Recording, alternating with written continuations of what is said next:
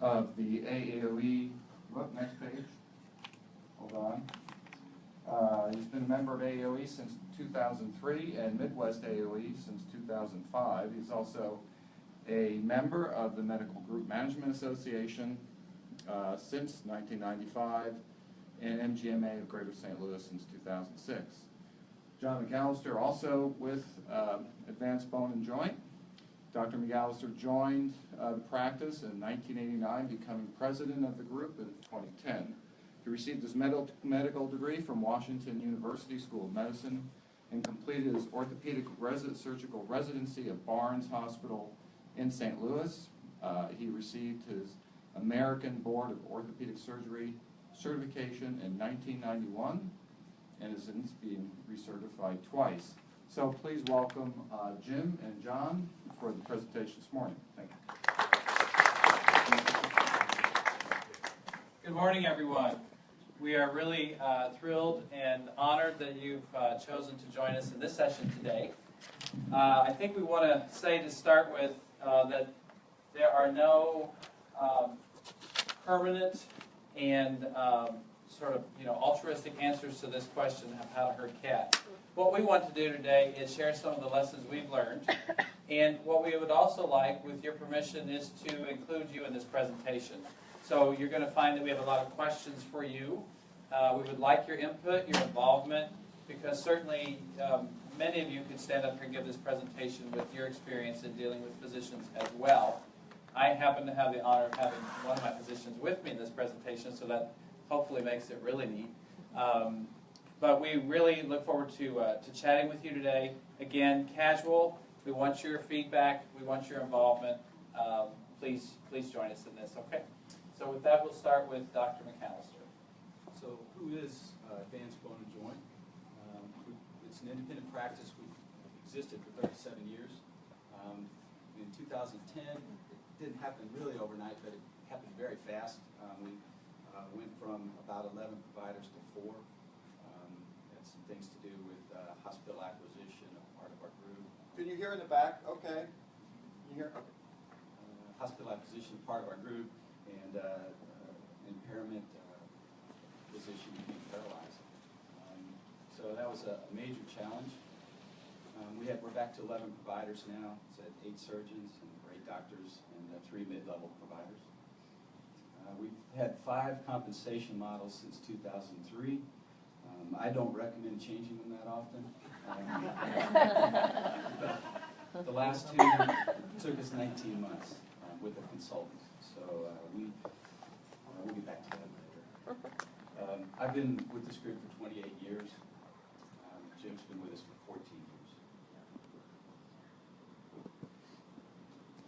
All right. So we're just giving you a little background so you understand where some of our lessons have come from. The first slide was maybe a bit of an indicator. Then just to give you a feel for who we are and what we do in St. Charles County, the group installed an MRI before I arrived in 1999. Even at that point, I would say that was risky. It's probably a little more risky today than it was then, but they survived and have done well with the MRI. We built an ASC with a CON required in 1999. They had to make a large capital investment, as I understand. Again, I wasn't there. Before the CON was approved. Many of you may have gone through the same thing back in those days. We built and occupied the first of 2 locations. We'll go into that a little more later. In 2000, we installed our EMR on the leading 6% of practices in 2004. How many has installed an EMR as early as 04 or before? Okay. There weren't as many choices back then as there are now, that's for sure. In 2004, we installed CR, DME in 05, ultrasound in 08, MRI, and a joint venture with a local orthopedic practice that's also represented here today for a larger, more powerful magnet. A little more risky in those days. Again, payments being susceptible to more cuts. In DR in 2015, and we opened the second of our 2 locations in 2015. So that's a little bit about who we are and where we've been.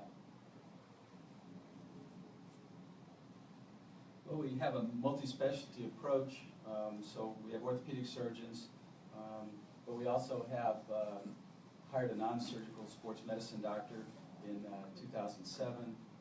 He's actually a pediatrician that did a fellowship in sports. We had hired a shoulder fellowship trained doctor in 2007. We had another general orthopedic surgeon join us happily after the group shrunk so much in 2012. We've got a part-time podiatrist now that works for us. We've got a pain management physician. He's an anesthesiologist, and we've just recently hired a spine surgeon who just came out of fellowship. So we have, we focus on orthopedics, but we try to provide some of the other care surrounding musculoskeletal medicine. We've talked about rheumatologists, and we just can't seem to figure out how to make that work. So, Dr. McAllister says that what makes us advanced is the word. We It's in changed the our name, right? name. We changed our name. So that's why we're advanced now. But just a few words on herding cats. The cats don't like to be herded. Has anyone here learned otherwise? Y'all going to have to get more involved. Come on. Come on. Cats prefer to herd themselves. Anyone know otherwise? Cats understand that they sometimes need to be herded, but that doesn't make it any easier. And cats don't like being reminded that they're being herded. Don't tell me what to do, right? And lastly, harsh herding has negative consequences. Anyone ever felt that? I don't even know what he's talking about with all this cat stuff. Oh. So, again, we want you involved today. Our first poll of several. How many of you are from hospitals in this room today? 2, 3? Okay. We just want to know who our audience is so we know how to work with some of the information. How many are from academic practices? 3? Okay, we're 3 for 3. Okay, we got it. And then private practices, I assume, is everyone else. Or you're just not going to tell us where you're from. Is that it? Lastly, do we have any physicians in the room? Oh, yeah. Besides the speaker. We don't, because this is not meant to offend. It's meant to be lighthearted, but lighthearted lessons, if you will. Very good. Well, this is how Jim sort of perceives the healthcare landscape in 2017. For me, it's probably a little more like that. But there's a lot of trends, you know, the complexity of healthcare, the fact that everybody's here certainly understands some of what we're dealing with now. We've had declining reimbursement since I started practice in 1989. I still can't recall getting a raise. Good years when you make the same that you made last year. And then all these changing reimbursement models now are really making it interesting. And we've had some experience working with Signature on this, so we're in it. But it's driving things to go in different directions. There's also physician trends. So I think, you know, physicians have a capacity to learn, and an orthopedic surgeon probably has a pretty serious capacity to learn. I went to a coding seminar a couple days ago, and I'm finding that my capacity to learn is diminished. So, but I guess with the young guys, they're keeping up with this. But I think, you know, we have managed to evolve and to deal with all the regulations and the changes that have come out to date, anyway. So far, we're trying. But there's also a problem with physicians and complacency. We're not particularly active in Washington, D.C., and we're not influencing enough, I think, as a large group, the laws that are being made. We're sort of letting it happen. And I know that's not true of everybody, and you know, there's a lot of involvement by the American Academy of Orthopedic Surgeons. And but even then, the number of physicians that actually participate in our PAC in orthopedics is fairly small as a very large organization. We can also move. There's a lot of that goes on, and I couldn't get the number. I'm not sure. You know, it seems like I heard at one point that half the docs leave the practice that they join within the first 3 to 5 years or something like that. So there's a lot of movement that's occurring, and there's a lot of reasons for that, which we're not going to have to get into. There's also these generational expectations. There are differences. There appear to be at least differences in basically what we want, or how we're going to get it, or you know how it looks, I guess. So the boomers, you know, I joined practice just got to work hard. You know, you got to build your practice, you got to go, go, go, go, go, and family life, you know, suffers from that. So the Gen Xers are smarter than us. They work to live. They just get to work so they can make the money to go do the things they want to do. It's not a bad idea. Somewhere between the Xers and the millennials, we also had the cut in the orthopedic residency work hours, and that may be driving some of the changes with the millennials and work my way. You know, I'm not used to, why would I work 100 hours a week, for goodness sakes, that's silly. And then we don't know personally anything, you know, about the Gen Zers, except that we have all of us have kids, probably, and they're in that range, but we don't have any Doogie Housers in our practice, so don't know about working with them yet. Well, these generational issues, you know, again, things like quality of life, loyalty to your group, risk tolerance, it's probably not that much difference for each of the generational groups, but maybe how they perceive it is more of the real difference. And as far as we back up to that, we'll just go back to risk. So risk is something that, starting out as a boomer, was no problem. Healthcare was wide open. It was easy to make money as an orthopedic surgeon. You could borrow money easily. You could build something, and they will come and go, go, go. Maybe the guys now have big student loans. I don't know. There's a difference in what they want to do with their money, how willing they are to borrow, to risk money. And then the same thing that's happening now, the boomers are like, well, do I really want to buy another building? Do I want to get involved in that? Because starting to look at the timeline of, you know, what's a reasonable investment horizon for me? Do I want a 15-year investment now? So risk is always something that we deal with.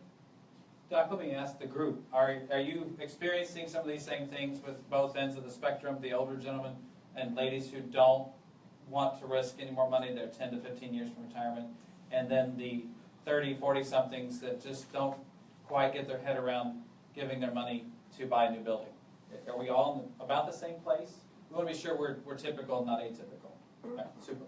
Thank you. We even had our healthcare attorney recommend that we not build a building because there's too much uncertainty in healthcare. It's like, but I was telling them we're going to have to work somewhere. You know, maybe a difference in being involved in decisions. How much responsibility do you want? How active do you want to be in practice management or all aspects of work? Probably not that much different in compensation, but it seems like, for us at least, maybe the young guys expect a lot quick.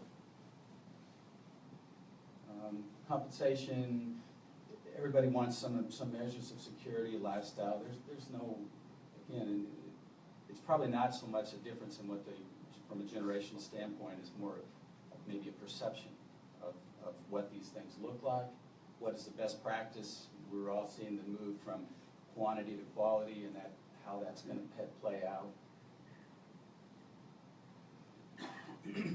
So hospitals, this is not orthopedics, this is all physicians. Now we have 32% employed physicians. The hospital ownership of physicians has probably increased about 100% now in the last 4 years. So it's a pretty dramatic shift. The percentage of orthopedic surgeons that are employed by hospitals is trending up. The reasons, there's a sort of the hospital focus for why these things are occurring. You know, the hospitals can manage their own payments and their contracts and stuff if they know their costs, and they can factor in what they pay physicians into that. That also captures all the ancillary income and business. And for those people that are in the private practice, the hospitals know we figured that out, and orthopedists are smart. We're good at that. So we know about ancillary income. The hospitals get that if they own physicians.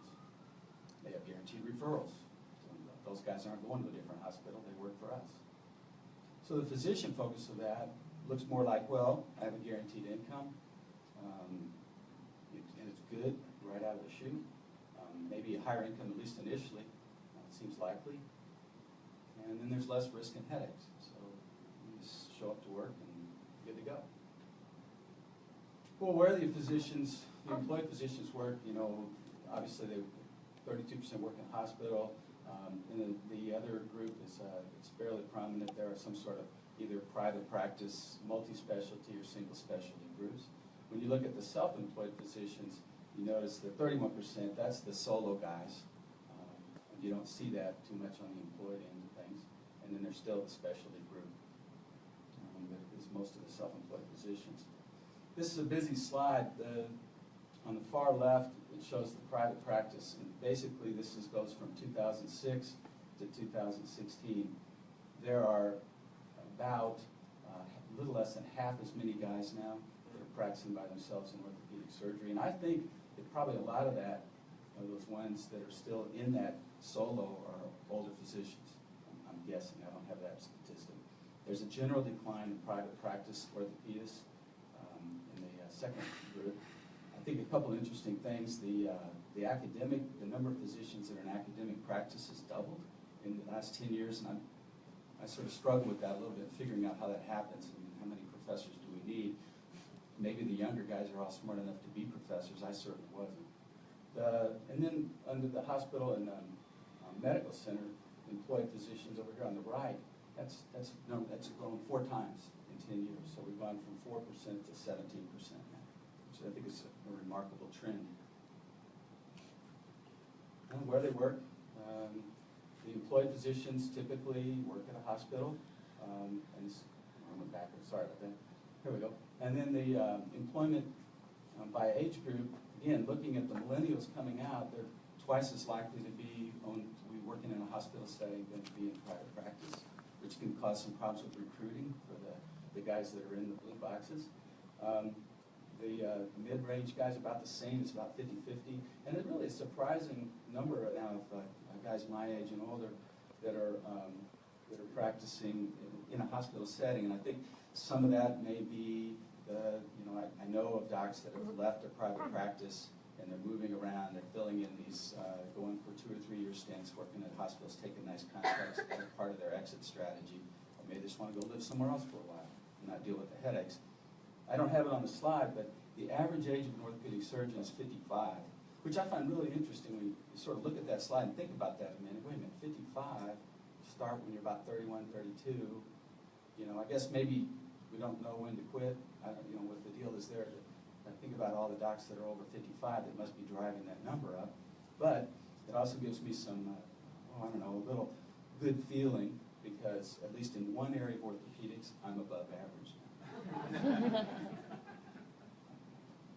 The reasons, these are a couple of slides that go together, but each doc was asked about why they choose employment, and they had some interesting ideas. So basically it was the financial security, less risk, some idea of better life, and then fewer administrative responsibilities. I love that it was not my choice. I don't, the devil made me do it, or what that was. But then they asked the docs what they liked most about being employed, and they got to pick 3 things. And the top 3 things there are, had to do with not having to run the practice, not having to deal with the insurance companies, and then they got a guaranteed income like that. But then if you look at the things that the employed doctors like the least about being employed, they had limited influence in decision making, so they're happy they don't have to make decisions, but they're unhappy because they don't get to make the decisions, which I think is part of this whole herding cats mentality. They also, they feel like their income potential is more limited, it's more secure but less variable, I don't know. And then they have less control of their work schedule, and then I love a couple of these others. There's too many rules and they don't like being bossed around. And let me point out on these slides, you'll notice in the bottom left-hand corner, each respondent got to choose 3 things. So that's why the percentages don't come up to 100. If we have any accountants in the room, I thought it might drive you crazy. So, all right. So this is a deep dive session. So we're sort of getting into some details and trying to set a stage here for what's going on. How many people in the room have merged with another practice or been absorbed by another practice? I guess is another dirty word, but joined forces? 3? Is that 4? Is that about right? Okay. How many of you thought about it? Oh, come on. Even my hand's up. I thought about it. So why do we think about it and why do we do it? You all know these answers as well as I, so I won't spend a ton of time on this. Obviously, greater economies of scale for space, for staff, for supplies, right? All those things that we can hopefully pay less for and get the same return. The biggest one, although the lawyers and the consultants will say, do not do this because of payer contracting. They'll tell you that. None of us listen, because that's why we think of it. We want to be able to improve the bottom line. We want to be able to have the volume power to be able to get a better contract, right? So, and have more reimbursement. More sophisticated management. So when you're in a larger organization like my friend Joel, he and his colleagues have a piece of the pie. Unlike some of us in this room, we sort of have to do everything, or a lot of everything. And in a larger organization, like Signature, or like a hospital or an academic practice, having worked there in both of those, I know that you only have to work on a piece of the pie, right? So that's somewhat attractive until you've done it, and then it's frustrating. We won't go into that. The other reason for consolidations and mergers, increased market share, footprint, reaching more patients. You get to absorb what they already had, they get to absorb you, etc. More purchasing power, as we talked about, and economies of scale at the top, and then more security for a changing future. Again, more people to take care of some of the regulatory issues. More favorable call schedule, maybe. There's some factors there, right? If they're older, younger, etc. And then more access to capital for those buildings or for the equipment you need. Regulations, our favorite word, right? Everybody loved regulations. Who all was in the workforce in medicine in the 1990s? About half, 3/4 of us. We're all still young, don't worry. I'm not judging. So in the 1990s, we started seeing reimbursement changes, right? More fee for service and less capitated. We started seeing physicians no longer getting paid 100% of their charges, those kind of things, right? Obviously today that landscape's completely different. But over the last 5 to 10 years, regulations have become the norm. And frankly, we're probably all here so we can better deal with those things, right? I'm not going to go through the alphabet soup. We all know these things. We all know there's much more than this, particularly probably if you're in a hospital or an academic setting in a large institution. But these are what we deal with at least, what do you say, 50% of the time now in our jobs? Or something to do with them? So it wasn't like that in the 90s. You could really do your other job. So this is becoming the norm. It is what it is. Well, and we survived Obamacare. You can keep your doctor, you keep your plan. Our healthcare attorney said that the passing of the Accountable Care Act guaranteed at least 10 years of litigation and guaranteed work if anybody's in the healthcare attorney business. And, you know, we got whatever's coming. I'm sure you're really going to like it. We'll see what happens next. Oh, I bet it's complicated.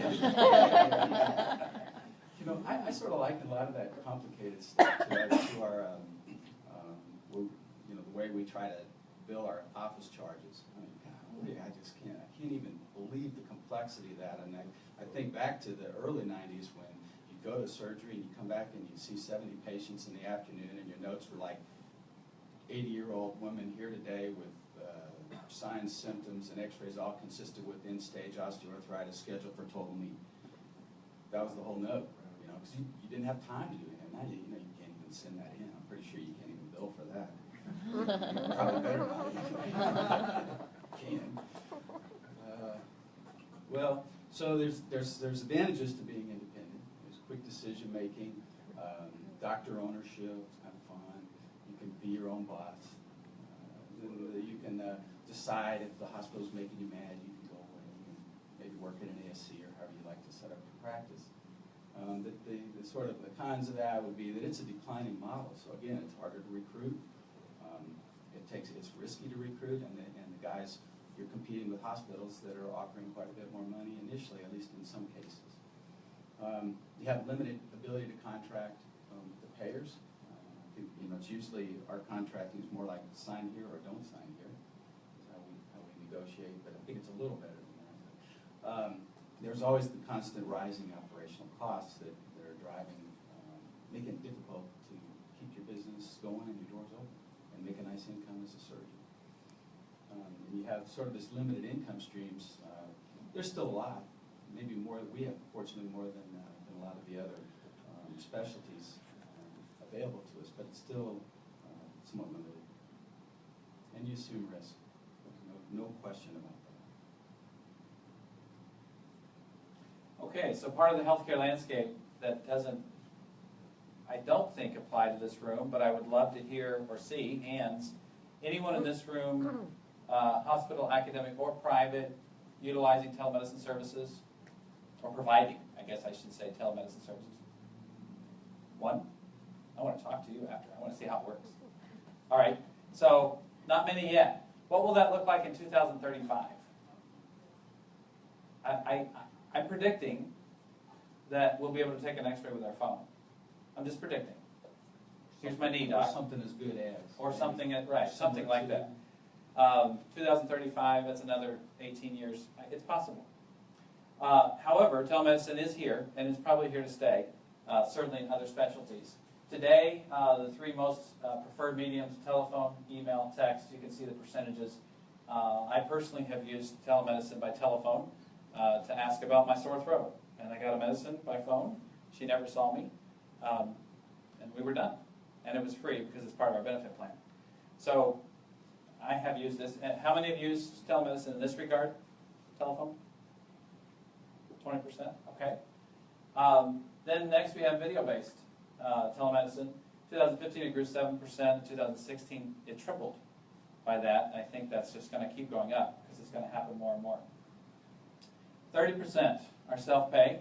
I'm not surprised. I don't think any of us are. And then the satisfaction rate is 75%. That's pretty decent. The age of the users, I know no one's shocked. The millennials are the largest current user. And that's just going to increase. So that's sort of where we are today, and that's happening in other specialties for sure. So we're back to the healthcare landscape. And so, again, as a physician, this is probably how I see it more and more. And then as I get closer to retirement, I'm starting to ask that question as well. How or when do I get out of this? So I used to think if I was a self-employed doctor, I could be my own boss. And then at some point I said, you know, I think I actually just work for everybody. And who's everybody? Well, it's the patients, payers, CMS. And then the fact that I'm standing here, not working today, probably means I'm also working for my CEO. So, we're talking about cats today, right? Everybody has the connection, right? So cats, and I will say as a disclaimer, Dr. McAllister and I are dog people. Not for this reason, but anyway.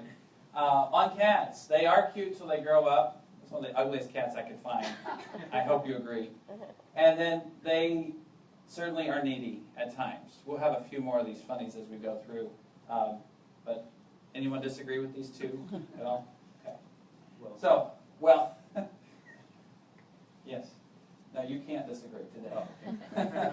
All right, let's take a poll. We've talked about where we work. Now let's talk about how many docs we have in the practice, if you will oblige me. So 1 to 10 docs? 50, 60%? Yes. 11 to 20? Okay, more than I thought. And then 20 plus. Wow. You guys got a lot of cats to herd. Hats off. That's all I can say. Hats off. Very good. We appreciate that. So today, sort of the meat of the talk is that we want to talk about how to get through that, how to succeed better. Again, none of these items, what we're going to talk about today, are surprises to you. You do them all, maybe better to one degree or another, as I do, but we want to just sort of package it for you and discuss the 8 success factors or keys to success and governance in a practice, whether it's academic, hospital, or private. And this also has to do with getting the physicians on board and herding the cats. We think that you really, when you start thinking about what are you talking about, they're absolutely interdependent. You can't have a successful practice if you haven't figured out how to help physicians get going in the right direction. Absolutely. Thank you, Doc. So quickly, we're going to talk about ownership, leadership. We're going to do a deep dive in all these areas. Communication that's consistent, vision and direction that's shared, commitment to excellence, focus on patients, a team approach and behaviors, and lastly, the evil term, compensation model that drives everything somewhat. So let's unpack this a little more, take a deeper dive and a closer look. Ownership, and Dr. McAllister is going to go a little further into this in a moment, but ownership is so important.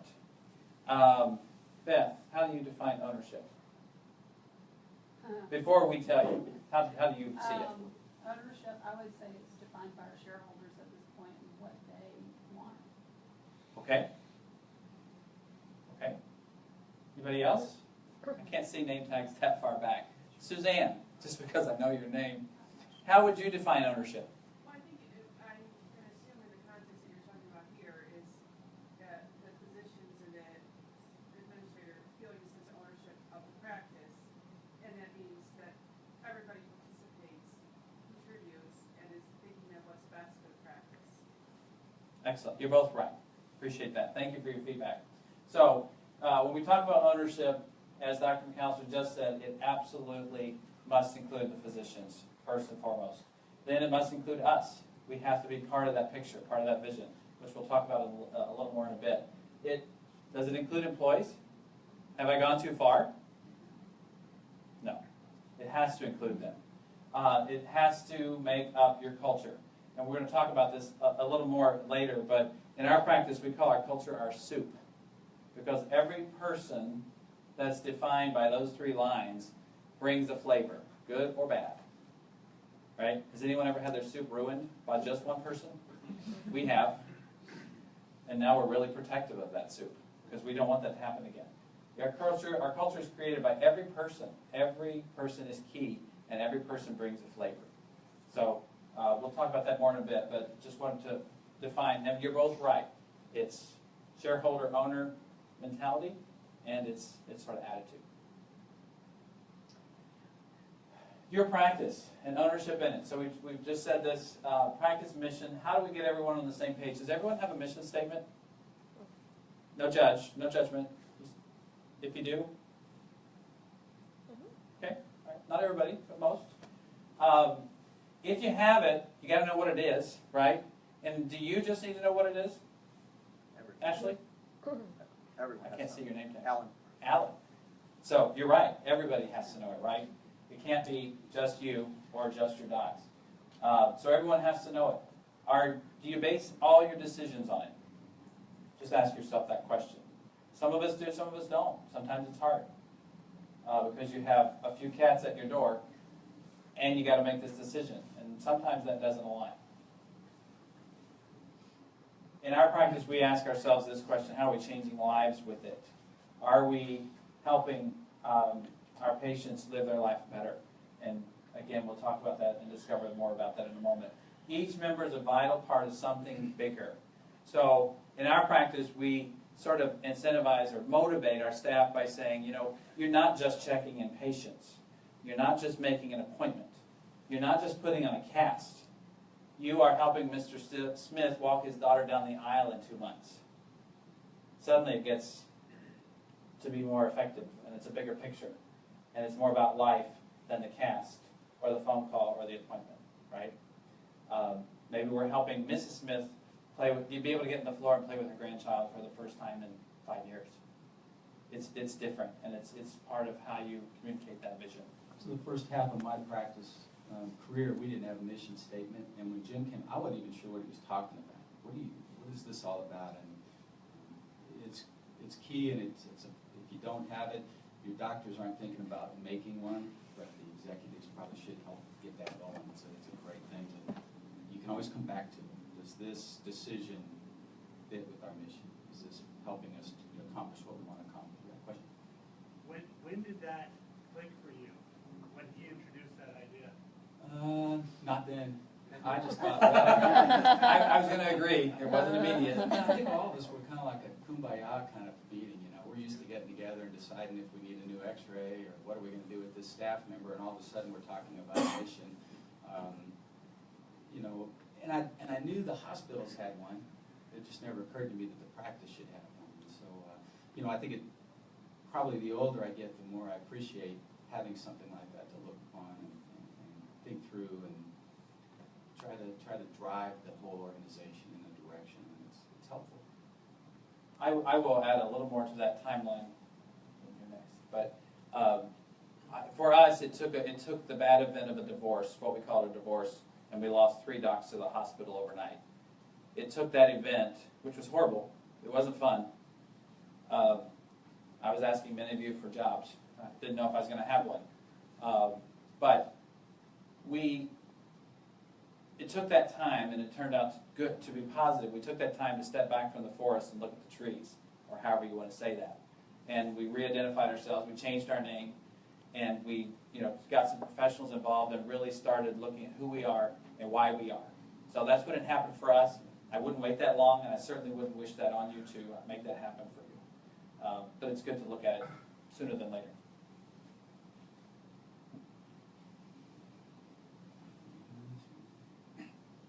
Well, so this is about that thing of ownership, and we just looked it up in the dictionary. So it's the legal possession of something, and that's easy if you're in private practice, or if you're solo practice, you own this stuff. You maybe own your x-ray equipment, you own your accounts receivables, or whatever that might be. But I think for the purpose of herding and for this talk, we're really talking more about an attitude of accepting responsibility, and that definition of ownership.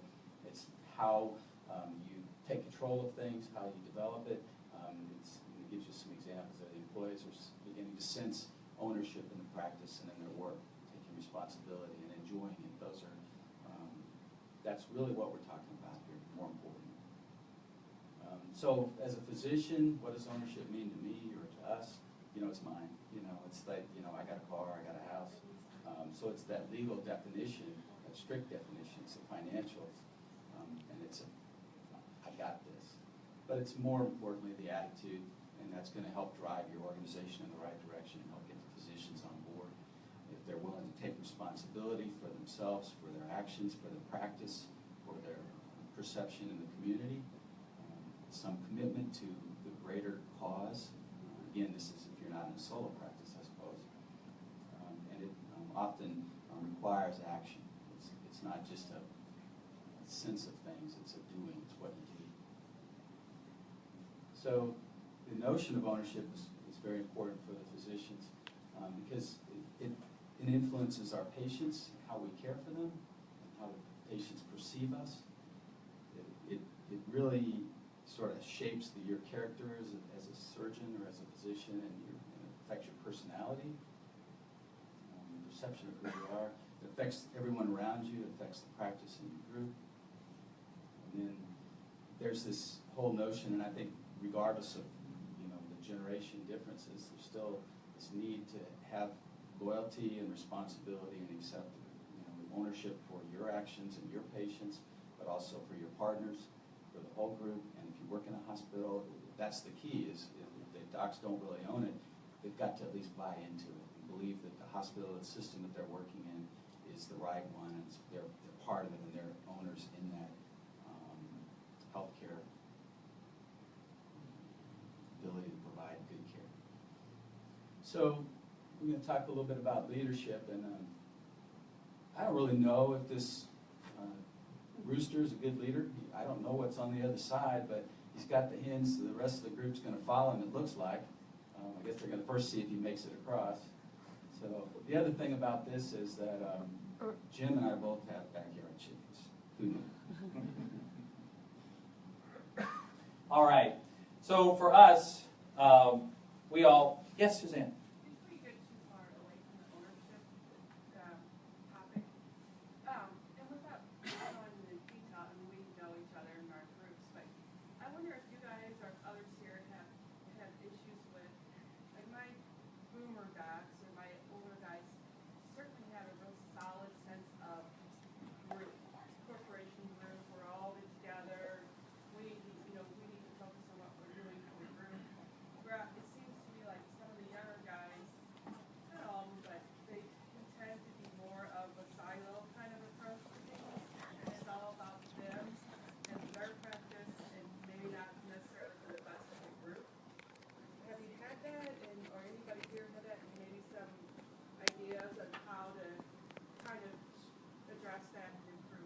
It's a great point and question, Suzanne, and it's real, and we live it as well. But I would like to hear from some others first. Anyone else experiencing this, whether hospital, academic, or private? Anyone willing to share, maybe if you, remember this is your session, and we learn a lot from you. We're going to learn more from each other today, hopefully, than either of us. But anyone willing to share how you are dealing with this reality? So I have 9 physicians, which 7 are partners. And even though my baby boomers, they all practice like they're independent consultants. So what I have done, and I had an even bigger obstacle. My predecessor had been there 30 years before me. And so it was a very different culture when I came in. There's a huge difference in age, but aside from that, I was already seeing where medicine was going. And she kind of was like, we were kind of like, we're blinders, that's not gonna affect us type of situation, Right. and that's not the reality. Right. So whenever we meet, I always start the meetings by saying, I'm gonna hear what everybody has to say, but when I make a decision, it's gonna be what's best for the PA. Because everybody comes with their little agendas, and what I found would happen was we would have a meeting, we would take a vote, everybody in a circle would agree, and then right after the meeting, individually, they all come to me and be like, well, but wait a minute, I don't. That's never happened to anyone else. Every time. So now when we take a meeting, I take minutes, which they never did before. I make them sign off on their vote. And Oh. when we have the next meeting, I start recapping what we decided in the last meeting, where we are in that phase, and people's faces get red, and they're like, after they're like, well, what do you mean you started, you implemented that? I'm like, we voted, you signed, it's done, and we're doing what's best for the PA, because that is my only job. My Right. job is the future of the practice Right. as a whole. And obviously, I'm going to take into consideration, I'm not going to do anything to impede any individual person, but at the end of the day, that's my stance. And I don't have alliances with, I love all my docs, but I don't have alliances with anyone. So their little agendas are not mine. And I've been there, it's going to be 3 years now in this capacity, and I've told them since the get, if this doesn't work for you guys, I understand, but this is the only way that we can succeed. Mhm. And I'm still here. Excellent. So, Excellent points. Thank you for sharing that. That's really, really helpful. I will take that back myself. Anybody else quickly want to share a hint or a helpful hint here for Suzanne? Well, I could just, we're back to the comp model at the end, we're sort of ahead of it, but I think, I joined a practice where we just threw everything in the hat and then split it at the end after we paid everything out. And then we got to 8 guys doing that, and there were 7, and that was kind of stupid, actually, when you started looking at the variations and things. And so I think the new guys are not expecting that. They want more of an eat what you kill model. We've tried to come up with a model that everybody does better if everybody's doing better. So I think if there's a way to do that, and again, this kind of jumping around in the talk, but there's a lot of ideas of how you convince physicians to behave in a certain way. But I think you're right. I don't think it's as ingrained. Like they don't just, the young guys aren't coming in just saying, hey, I'm going to be part of this big group. Cool. They're like, hey, I got to get my practice going. What are you guys doing to help me? So it's a little different mindset. Do you have a problem with the younger guys and the amount of call? We have an issue with young guys don't want to take call, and unfortunately, that's a big part of our practice. We take call at 3 hospitals, so. Well, just another thing from a physician thing about taking call is what we've experienced is, guys now are all doing fellowships. So they go off and do their fellowship in something. That means they did a year where they didn't do general call, probably, unless they did maybe a trauma fellowship or something. That'd be nice to have. But so we also are having concerns about the competency level. When they hit, you just put a guy in and you figure he's an orthopedic surgeon, he's board eligible, he's good to go. Well, maybe. I don't know. He didn't have the same work hours that I didn't do 100 hours a week or more. So, and I'm not saying that's the right thing, but the residencies were set up, this is a 5-year or 4-year program after you do an internship, and now you're cutting their hours by a third, and maybe there should be more years involved, so they do fellowship. So anyway, it's all that, and some of the call may be a little bit of comfort too. How comfortable is the new doc really with taking general call? Well, we have a fellowship, you asked, we need one, trauma. Well, we have one, but he doesn't want to work past 4 o'clock in the afternoon, so I'm not sure how you Good become trauma comes in during trauma, the day. have a trauma fellowship and don't want to work past 4, but, you know, it happens. Okay, well, we probably better move it on, but Suzanne, thanks, great question. I think we're all dealing with that, and I do like your approach, ma'am. Thank you so much. Thanks for sharing that. So we're gonna have to move this a little quicker, Doc. We're at half point here. So there's position leadership, right? We're gonna talk about leadership now, and there's executive leadership. Everybody in this room, right? So when we started talking about this, my doc said, well, for you, it's a job. And that is true. I own my job, but it is a job, right? I don't have a choice. If I have this job, I really don't have a choice to be a leader or not. And I don't know that any of us do, right? We really sort of have to do that if we're going to be in this role. Does anyone disagree? Okay. So it's part of the job. And we get to work on revenue cycles and budgets and overheads that always are too high for our cats, right? And regulations and deadlines and operations and staffing, contracts, all that fun stuff. And then at the end of the day, we can't forget that our number one job still is feeding the Friskies to the cats, right? Because no matter what your agenda is for Wednesday when you go back to work, the physicians always are going to need something, and that's what we're there for. That's part of the job, and that's way cool. But we do have to sort of meet their needs with reports and data and projects or whatever they're wanting us to look at, and we all do it every day. Well, for physician leadership, it's a choice. You can either be involved, or you can sit on the sideline and let somebody else take care of it and just go see your patients and go home. But why do physicians choose to lead? What motivates us to be a leader in healthcare or a leader in our group or whatever it might be? And I think part of that stems from that commitment to the group or to the organization.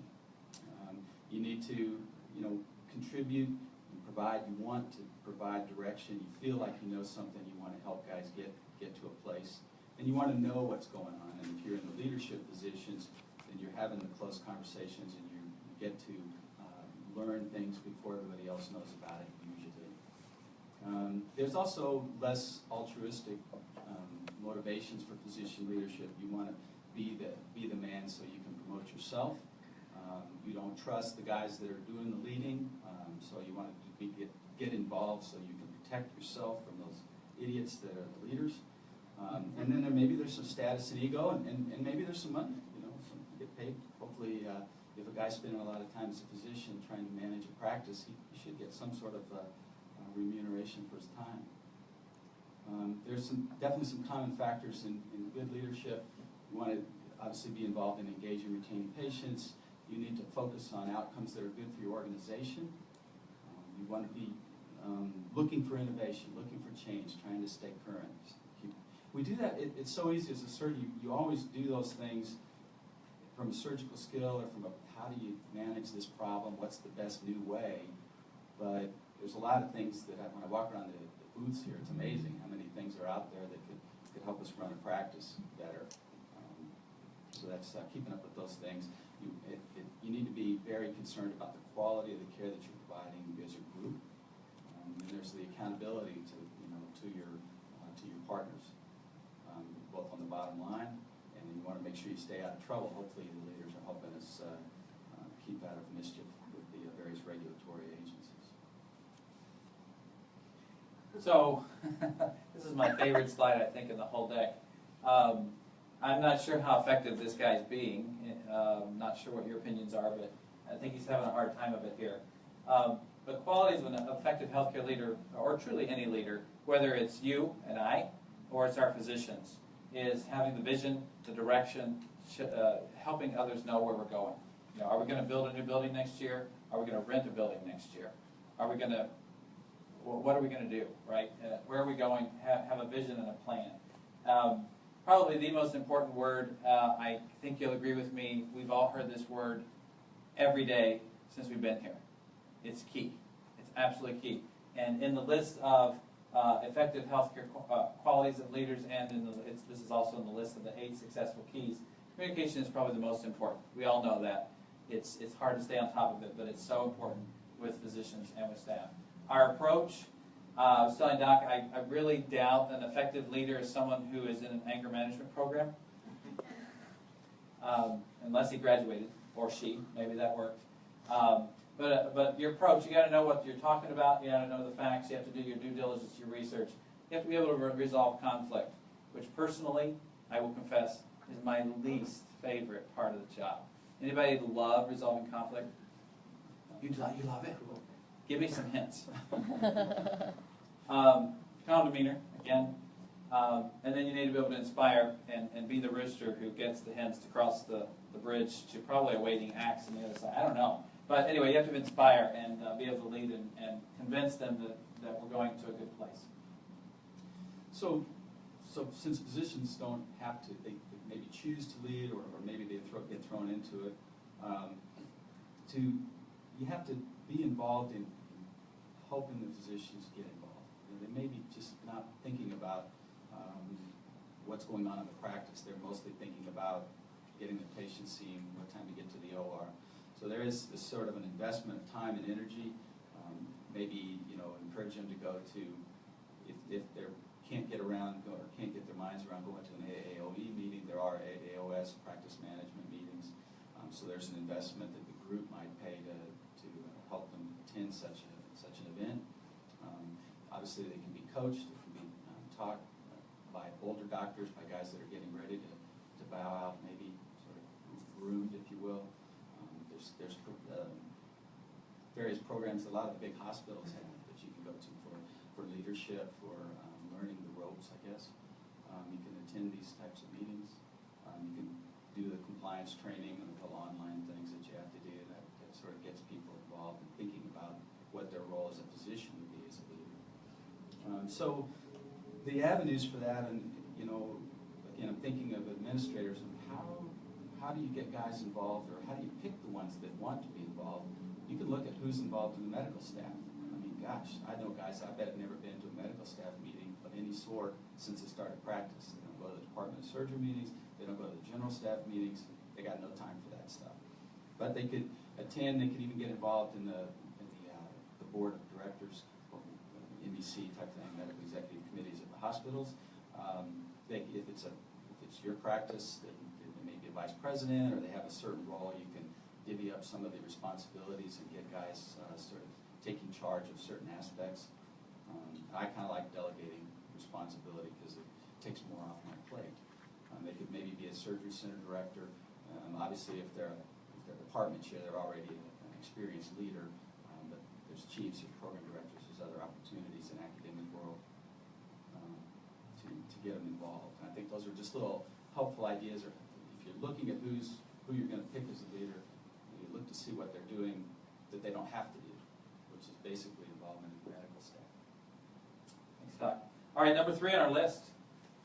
Again, one of the most important words that we've heard this week, and we'll hear again today. Communication that's consistent with physicians. Help me out here. Why is it important to communicate at all or consistently with physicians? On the positive side, seriously. Why is that part of our job, and why do we need to do that? Who can help me out? Suzanne? I would say one thing, lack of information causes people to assume the worst. I think if you're not providing information, there can be assumptions that things are worse than they are, or whatever. Administrators always have a hidden agenda. we know that. So every day, I'm trying to prove to them I don't have an agenda. All right, so why else? I wish I could see all the name tags. Cindy, you like to resolve conflict. Tell me why we should communicate with physicians. Well, when my doctors, through our surveys, I noticed that we weren't doing a good job on educating our patients as well, because they're so quick to want to leave the exam room. So I was able to show them what the patients are saying, what our surveys are saying via our patients, and then I can investigate, education programs that would help them, and really it's their staff that would be able to assist them with this. So once they realized it, and they saw it every 2 weeks when I would give them the information, they were like, they actually were calling me and saying, why are we low in this area? Thank you. Okay. So there you So go. communication and solutions. Correct. Those, okay. One more, time for one more. Yes, ma'am. I would say it's two-pronged. On the one hand, you want people to have ownership and buy-in, and they want to feel Excellent. like they have the information to make informed decisions, or even just to know what's going on. Nobody wants to be surprised, like, hey, we decided to do this. Well, nobody asked me. I think the second thing is that it sets, I wouldn't say it sets expectations, but everybody understands in general what the expectations are all the time. If the mark is always moving and people don't even know that, then one, it's hard to live up to that mark, and second, no one likes to find out they think they're doing a good job, and, oh wait, we changed the mark. Right. Good. Good points. Does everyone agree, can everyone agree that both leadership and, as you said, ownership are compromised if there's no communication or insufficient communication? Can we all agree with that? I think that's absolutely true. Good points. Thanks for your input so much. So, like Suzanne said, and Doc said, it eradicates perceptions and hearsay, or they have a thought about what's going on and the facts are totally opposite. And if you don't communicate that, then they're going to run with that bad thought or that perception. Keeps decision makers on the same page, absolutely. Keeps the non-decision makers, who are they? Staff. Keeps them informed, right? Do we have to tell them what Dr. McAllister makes?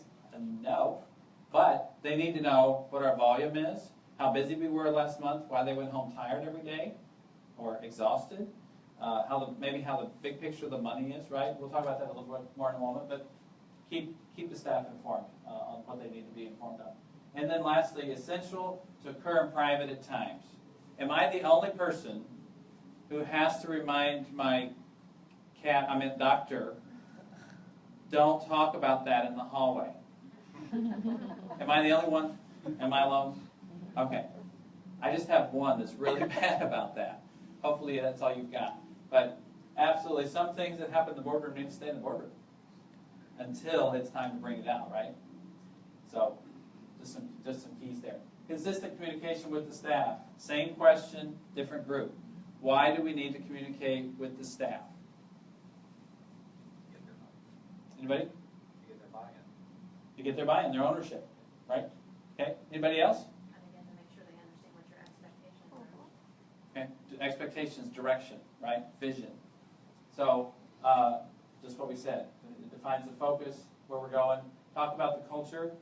I initially thought 4 years ago when we redefined ourselves, we renamed ourselves, we stepped back from the forest, we did all those things we talked about, I'm never going to have to talk about this again. I don't know why I thought that. I tend to be naive sometimes. But it wasn't true.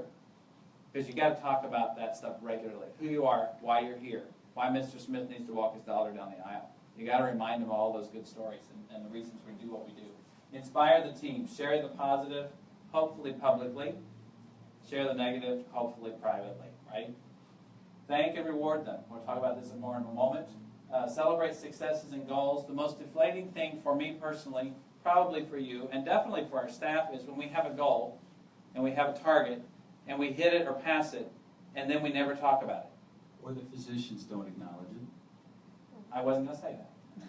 I wasn't going to say that. But when they work hard to reach a target or a goal, it's very important for us, at least, and hopefully for the physicians, to say, wow, great job, team. You really pulled it off. You really pulled out the stops and you made it happen. And we all have those moments. So just don't forget to celebrate that. Quickly, part of communication, decision making is going to be by your board, your divisions if you're in a larger practice or hospital or academic setting, your departments, committees and subcommittees, champions. We'll talk about that in a moment. But in practices particularly, and probably even in the larger settings, when you're doing something new, we've heard this at these meetings many times, how many of you engage a champion? A physician champion. Do you find it helps? Extremely. Get things done? So as part of your decision-making, communication process, and implementation, I think that's a good idea as well. So, one of the things I learned at this meeting is about weakening your weaknesses, and I'm not really good at this. I was a better fighter than a conflict resolver. But anyway, I've had to mentor Jim a little bit on things that were making him upset about choosing your battles. Sometimes if there's an issue with one physician and his staff or something, what they want to do a little different, it may not really matter. But you don't want to avoid the conflicts. You have to deal with them. And I've got a couple things on my plate that I need to get taken care of. I got a little kick in the pants yesterday at one of the talks to get going. You need to know the facts. That's make sure you find out what's really going on. Don't just listen to one person and then make a decision. You need to figure it all out first before you decide. Stay calm. Be willing to compromise. And that's pretty key. And that's a lot of the herding cats, right? Is how do you get the guys to agree? And so, sometimes we just have to say, everybody can't have it the way they want it. This just isn't going to work. So we've got to be willing to make a compromise. This is one of the things that I've found really helpful is making sure that the doctors understand the value of a partner. Sometimes you get like, he's doing da-da-da-da, or I don't, and you can just tell them, if that partner leaves, do you realize the impact that has on your life? You need this guy. He's part of your family. You want him to be here, hopefully. I mean, there may be some exceptions to that, but in general, most of the things that we're talking about on a day-to-day basis are not so terrible that it can't be worked out. And so we've got to kind of help the physicians recognize that. We can use peer pressure. You got to be a little careful with that. If everybody gangs up on somebody, docs are smart, they're cats, they'll push back, maybe leave. And sometimes you need to get help, get some outside help, and we've done that as well for some of the things that we just couldn't figure out how we're going to solve. If there's too many ideas, too many different opinions. Another thing with communication for me is I don't like to go to the board meeting, I'm sure you don't, with a real open-ended topic. Have an idea. Make sure you don't just bring data, but you bring a solution. Bring a couple of solutions that they can choose from. Don't throw it out for 7 guys to all voice and decide which direction we're going. That never seems to work very well. We don't get anything done in a board meeting when that happens. All right, time for a poll. How many of you have a formal mission and vision statement for your group? 40% or so. Okay, all right. Thank you. Thanks for your input. So, I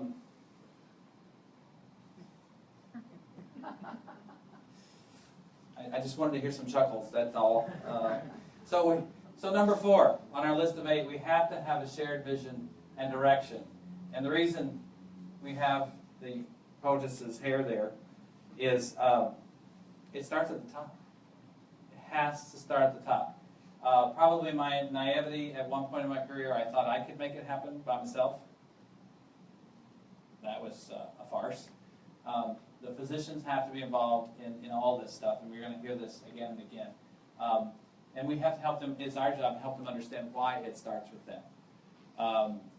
We learned earlier this week, on Saturday, we were in a session, and the speaker was talking about cell phone usage.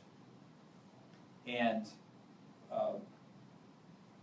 not really as regarding the staff. We all have rules and procedures and all that.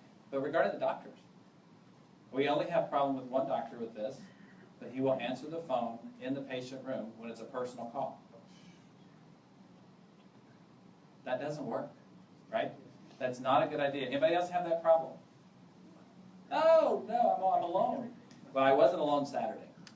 There were several of us that have that problem. But you can't do that. So I'm going to have to help them understand that better. But we have to communicate again. Define and protect the culture, promote our culture. Again, one time doesn't do it. You got to keep it in front of the staff and the docs. Define and document who you are. Define and document how you'll get there. Have a plan. Create a plan. And the structure and the game plan are so important, again, for the ownership, the buy-in, and everyone being on the same page for your direction. Real quickly, governing documents. The larger organizations here may have a whole lot more. These are some of the ones that I have. But make sure, I was mentoring someone this year who didn't have some of this in place. So that brought it to my attention, maybe this should be in this talk. He didn't have a bylaws of incorporation in his practice. he didn't have physician contracts. And I don't know that every practice has this. We have deferred comp agreements for if and when they retire, become disabled, or leave. Policies and procedures, always important. Role definitions for the leaders or for the champions. And as our friend back here said a while ago, make sure you have the meeting minutes, which I'm going to change with the way she said it. That was good. Anybody else have other documents that you feel are essential to running a practice and keeping proof of what's happening and what's going on? The structure. Strategic plan. Very good. Good point. We reached ours, and so we're trying to, the next problem with herding cats is getting the docs together on a Saturday or Sunday to revise or reinvent our strategic plan. So it's a challenge. Yes. Definitely a challenge. And I think we'll all agree, don't wait till you need it to document it or set up a structure, right? You probably don't want to wait till a doctor is 65 to have a slowdown plan in place, right? We probably don't want to wait until we have a disabled doctor, which, as you learned earlier, we did, without notice. You want to have a document in place that tells you how you're going to pay him, how long you're going to pay him, are you going to pay him, right? And what your responsibility is to each other in the case that happens. So make sure you have a document in place for those unforeseen things. It's sort of like an insurance policy. Hopefully you never need it, but if you do, it really needs to be in writing. It helps when you're herding cats if it's written down. It's a rule, and everybody And they've already agreed on it. and all that stuff. They're not deciding in the heat of the moment, right? So, real quickly, governance types. Benevolent dictator, only one person in charge. What do we call that? Thank you. Solo practice. Or solo practice. All have a say, all have a voice. What do we call that? Okay. All must agree. We call that unlikely, depending on how many doctors there are. It's exponentially worse. And then if there's no system at all, and this all came from Will Latham, consultant that we're probably all aware of. Real quickly in our decision choices that reflect some of those things, we have ultimately used all of these in our practice. We try for number one. We don't require it. I like to have unanimity. I like to know we're all on the same page, so I don't have the problem at the next meeting, well, I didn't agree to that. So we try for number one. If we don't get number one, we probably go for number three next. Maybe you all are different, but anyway, these are just sort of the models and how it works. Anybody have quick input on how they do it? Number 3. Vicki, you're number 3? Mm-hmm. Okay. 3? Joel? It varies. Usually 3. Usually 3. Okay. I think the problem with that is always the buy-in, right? Yeah. You can implement it, but it's tricky to make a doctor do something that he really doesn't want to do. And we'll kind of come back to how you might try to make that work. So on cats, they tend to retaliate when they're angry, and I don't want to encounter the cat in that left picture at all. That looks dangerous. And then on the right, they're difficult to train the way we want them sometimes, right? Number 5 on our list of 8, commitment to excellence. Where does it start? Same place everything else starts, right? At the top. What is excellence? How do you define excellence in your practice? 2 people, give me a quick word of input. Charles? How do you define excellence in your practice? Great patient outcomes, loyalty. Outcomes and patient loyalty, you mean? Okay, love it. Anybody else? How do you define excellence? Andrew? Like that. You're working on it. We're working on it, right? I would completely agree with clinical outcomes, but I would Sure. also argue that there's an intangible there that's, how healthy are our staff, and how healthy is the culture inside of our organization. Okay, Because excellent. the downstream effect of that affects the outcomes and the viability of the business and its ability to continue generating value long term. Happy staff, happy patients, right? And happy docs, happy, yeah, it all flows. Excellent, thank you. So define what it is in your practice. What sets your providers and practice apart? What makes you different? If you're in a community with 4, 5, 6 orthopedic groups, why are they choosing you? And what are you doing to intentionally get that business? Just a question. Reflect your culture. Make sure your commitment to excellence is in that and everyone understands the direction. And that you have, again, back to your vision, mission, and conduct, and that they're all working in tandem, and again, that everyone knows what's happening. Lastly, develop measures and tools for reporting and rewarding progress for behaviors and financial volume and quality. Make sure everyone's on the same page. That's been a universal concept today. And that you're, again, rewarding and recognizing when things go well. So this the idea of the excellence or commitment to excellence, the triple aim that Don Berwick talks about, and basically it involves improving the health of the population. You have to enhance the patient experience, reduce the cost of healthcare. If we can accomplish all of those things, we're well on our way to excellence. We got a nice lead into this.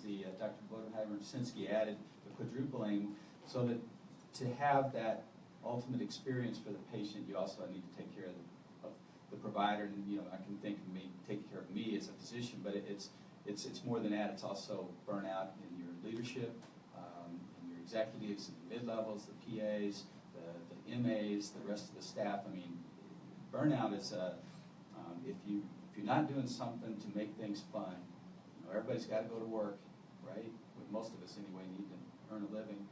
So if it's a drudgery, if it's not fun, if it's not enjoyable for the entire group, then you're dealing with burnout.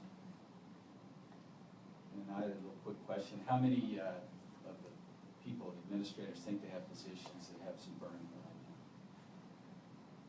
That's pretty good. Wow. Yeah, that's good. So according to the AAOS, it's about 45% of physicians demonstrate at least answer some questions that would indicate they're dealing with the problem of burnout. Can I ask you a question? Sure. As a physician, because we often worry about our staff, but I've wondered myself, what can I do to support my physicians regarding burnout? I don't know. Oh, yeah, she's asking what she could do to help her physicians with burnout.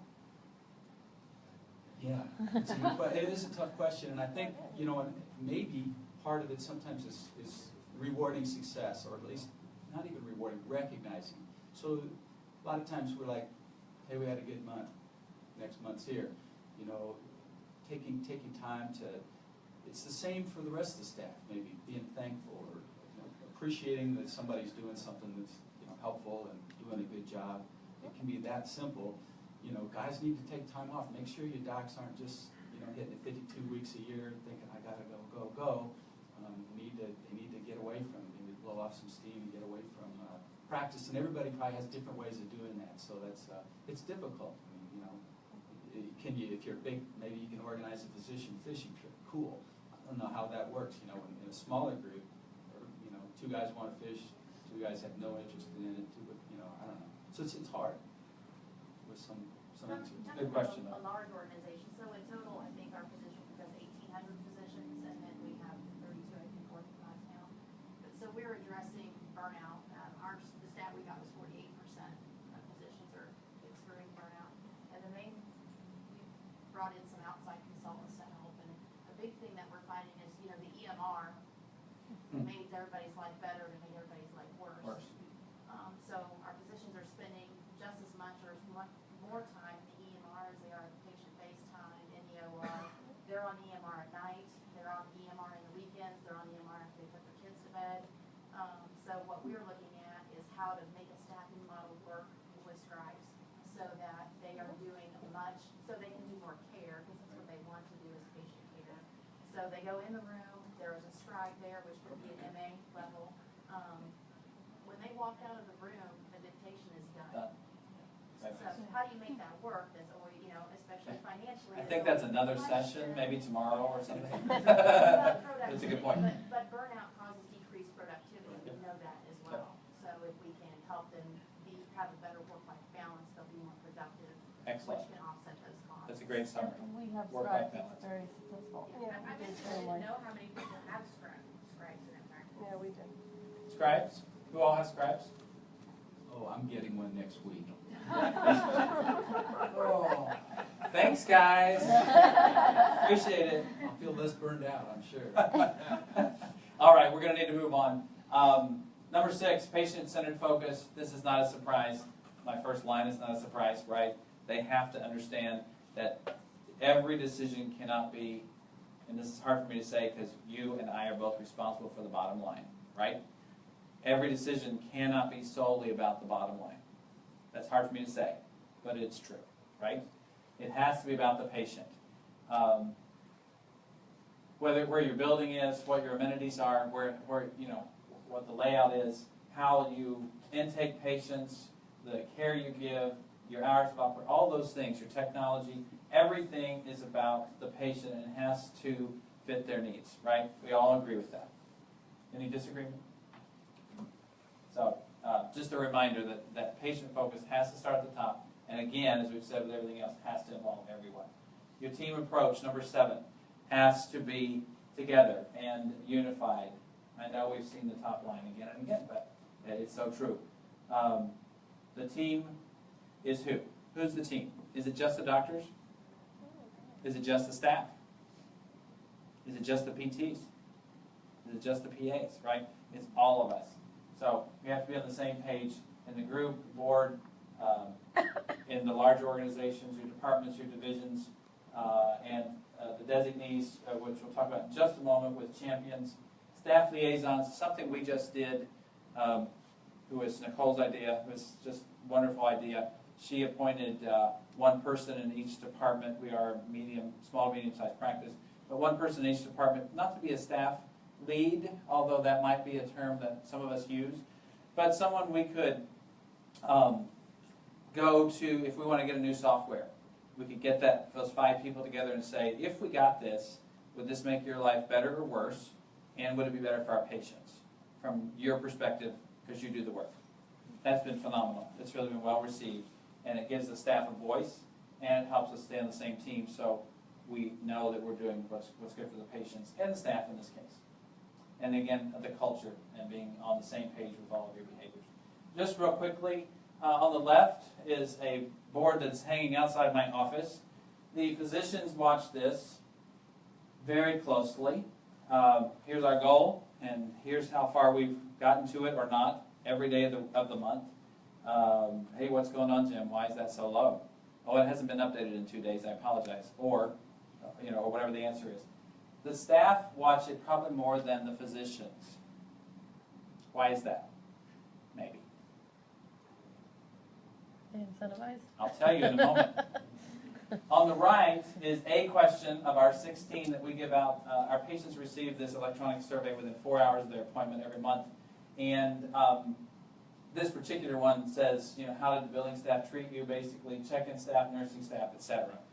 But every staff member and physician every month sees this report, and then there's a comment section where the patient can tell us what we did great, what we did well, and what we did poorly. So if it says Dr. McAllister was a jerk and he didn't spend any time with me, and sometimes it doesn't ever say that about him, but it does say that sometimes about a physician. Everybody in the practice gets that report on the first day of the next month. From the graphs to the comments, everything. And we all know this, right? So I tell you that to say that part of our communication scheme or plan, we want everyone to know what every patient's thinking that's willing to share it with us. From physicians to mid-levels to the frontline staff. And they see it. So I'm going to tie the two together now. On the right is the survey. Our goal is 4.95 out of 5. That's our goal. That's our target. And everybody knows it. And when we put something new in place that might affect that negatively, you have never seen an irate staff member more than you see with, that's going to affect our score. We can't do that. Because this score affects how much of the incentive they get paid on a quarterly basis. So I tie the two together. If we get 95% of that 4.95, then they get 95% of the money we're giving out on a quarterly basis. So they're trying to get to that 100%, obviously. So they care. They care about the scores, they're owners, and I just told you why, and they're watching the dollars. So that's just something we do in our practice to keep communication, ownership, vision, direction sort of going the right place. Management physician team, we're running close on time. So size and scope of the practice is relevant. Key to efficient governance obviously includes managers and physician leaders, board of directors. The skill of our level. In a smaller practice, we're going to have an office manager, a team lead, a business manager title. Obviously, in larger practices, you're going to have some of the larger titles. You already know all that, and you're set up that way likely already. But the team, the important word on this slide is team. We have to be a team with our physicians to make things work, right? Self-explanatory, takes us all. We've got it. And then, Dr. McAllister. Well, this is a quote from Roy Smythe. Current training and licensure requires most physicians to be of an adult age, and adults usually have to change their own behaviors, not have them changed. I like that most doctors are adults. I don't know. Again, that's that Doogie Howser thing. So how do you convince the grown-ups to change their behavior, right? And well, we got some ideas of maybe what might work sometimes, but isn't maybe the best. So there's the edicts, because I said so, and that's different than because I said I would, and making a promise. It's a lot different. You're going to do this because that's what we decided. So we need that doesn't lend itself well to buying. So you can have punitive actions. If you don't do this, then this will happen. And you do that enough times to a doc, and he's probably going to be looking for another place to work. So maybe not the best strategy, although it at times is necessary. You can just give them data, give them a lot of information, and hopefully they'll see the light. We're not as good at reading spreadsheets as you guys, so if you're going to give us data, at least have some ideas of what we're supposed to be making out of all that. Maybe money alone's not the best way. That's I don't know. What's more effective? Well, be transparent. Don't have the hidden agenda. Put it out there. If you do have an agenda that, as me as a physician, if I have a certain agenda, I need to at least share that with the guys. Here's what I'm thinking. You may not be thinking that way, so we've got to be transparent if we want everybody to kind of move in the same direction or change something. We need to have the physicians feel confident that whatever it is you're doing is going to make a positive difference. So you've got to have that confidence that you're making the right move. You're the rooster going in the right direction. You can try to appeal to some higher order value. This is what's best for the patient. That's probably, we did get into this for a reason, right? We're all in healthcare for a reason. So there's always that ability. There's mutual respect. It's like getting back to the value of your partners, to the value of what you do to help people. Getting back to why you're practicing medicine in the first place, and that may help you manage it to change a physician behavior. Having really a genuine trust with your executives, with the physicians, and it kind of works both ways, I think. It's a shared trust that's necessary. And then last, money. I still think, I was reading about this, and money's a bad way to do it, but I don't know. I mean, money may ultimately be the way to do it, at least as effective as anything, because, I've seen that over the years. People go where the money is. So, I don't know, now I'm supposed to talk about cats. I guess we're finicky.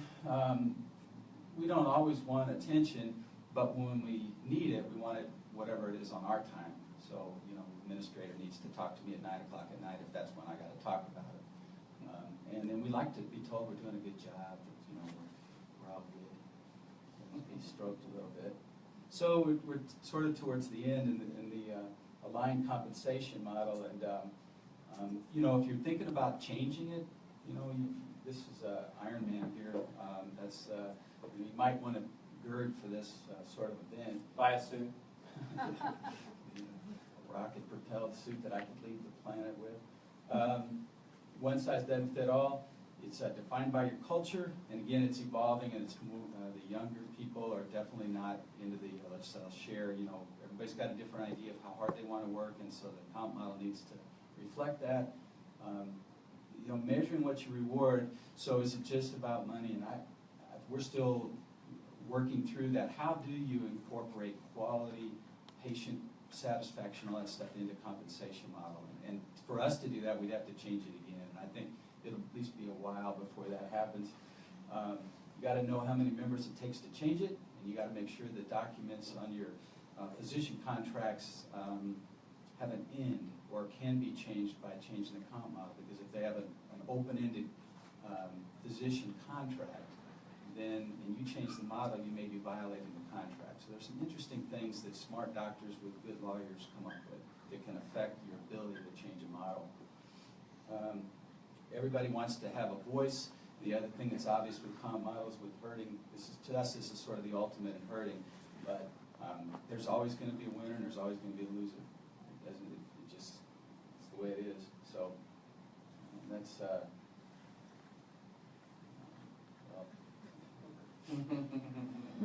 And I think Mike McCaslin says a good comp model is where everyone's equally dissatisfied.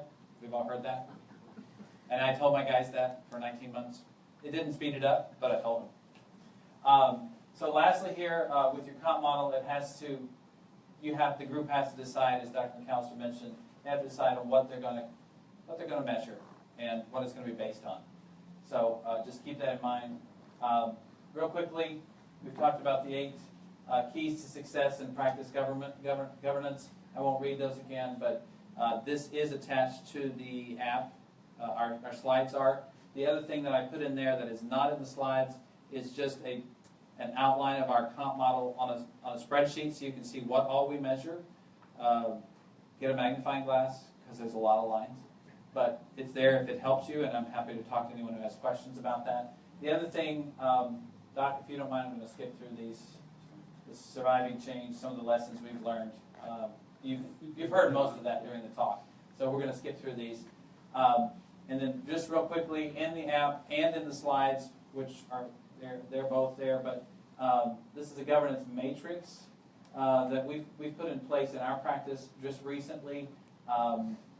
This just gives you a quick, the doctors either a choice where they would like to interact with you, help you with marketing, advise you, help be an owner, help connect them to the vision, right? Say marketing or operations or contracting, so they feel informed and they feel involved. Just a method that might be helpful or workable for you. And then lastly, which I got from the listserv from Dale Regal. I've amended it a bit, but this is an excellent tool that just walks you through, again, document it before you do it, before you need it. What's required for the board to approve, what can you approve, what can your manager approve, what is it a majority, is it a supermajority, etc. So again, this is in your packet, and contact us with any questions whatsoever. So we have just a couple of minutes. Any questions or things that came up that you'd like some clarification on? Anybody? Okay, well, thank you, Jim. Thank you, Dr. McAllister. Let's give him a round. Bill, I think he would like to make one comment on our contact sheet. Oh, yeah. Oh, yeah. Before you start. Yeah, so that's the best way to get a hold of me, right there. I put Jim's email there. It's, those guys always got that thing open. One of my middle doctors, I swear he's got his phone, it's like his emails come up in his wrist or something. I mean, he comes back to me 1 minute after Jim puts an email out and goes, have you seen the latest email from Jim? I'm seeing, I got patients, I got x-rays out there, I've got a shot, I'm doing it. No? How do you look at emails in the middle of while you're, Yeah, anyway, it's an art. difference. Aside. Okay, so if you filled out a paper review evaluation, leave it on your table. I'll collect it. But